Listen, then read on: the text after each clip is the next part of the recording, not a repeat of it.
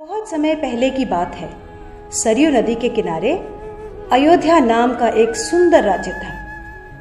अयोध्या के राजा थे राजा दशरथ। उनकी 3 रानियां और 4 पुत्र थे, राम, लक्ष्मण, भरत और शत्रुघ्न। जब राजा दशरथ ने राम को राजा बनाने की घोषणा की तब सभी लोग बहुत खुश हुए, लेकिन रानी कैकेयी खुश नहीं थी। महाराज, क्या आपको याद है आपने मुझे 2 वचन दिए थे? आज उन वचनों को पूरा करने का समय आ गया है। मेरा पुत्र भरत राजा बने और राम 14 वर्ष के वनवास को जाए। राजा दशरथ की आज्ञा पाकर राम और लक्ष्मण सीता के साथ 14 वर्ष के वनवास के लिए चले गए।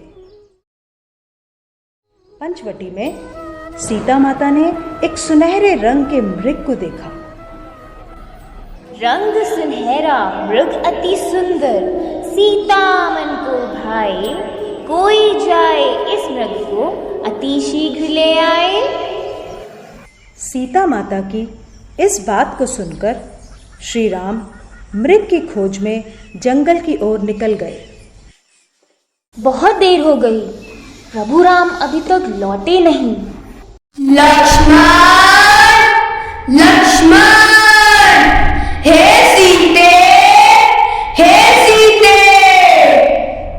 लक्ष्मण, लक्ष्मण देखो, प्रभु तुम्हें अपनी सहायता के लिए पुकार रहे हैं। हे माते, यह मुझे किसी मायावी शक्ति का कार्य लग रहा है। आप चिंता ना करें, भैया शीघ्र घर लौट आएंगे। नहीं लक्ष्मण, मेरी आज्ञा का पालन करो। जाओ, प्रभु को तुम्हारी सहायता की आवश्यकता है। ठीक है माते, किंतु आप इस लक्ष्मण रेखा को पार न करना।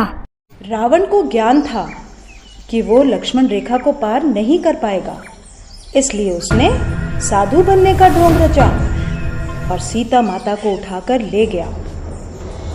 भिक्षाम देहि, भिक्षाम देहि। हे मुनिवर, भिक्षा स्वीकार कीजिए। हे देवी, एक साधु का इतना अनादर, द्वार से ही भिक्षा देकर भेजना चाहती हो? जाओ, नहीं चाहिए तुम्हारी भिक्षा। नहीं नहीं मुनिवर, रुकिए, मैं आती हूँ।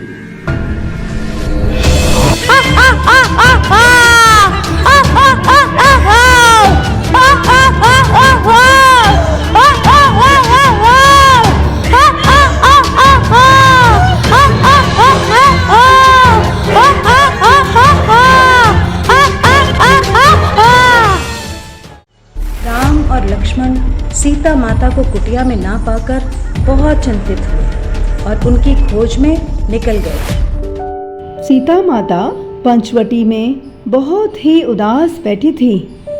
तभी हनुमान प्रभु श्री राम की अंगूठी लेकर सीता माता के पास गए और उन्हें आश्वासन देकर कहा, माता आप चिंता ना करें, प्रभु राम शीघ्र ही आकर आपको छुड़ाकर ले जाएंगे।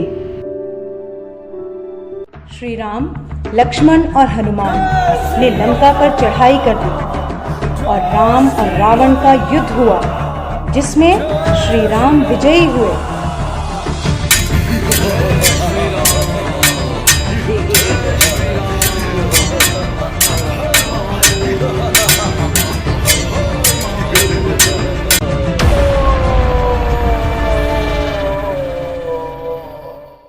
इसलिए इस दिन को विजयदशमी कहा जाता है।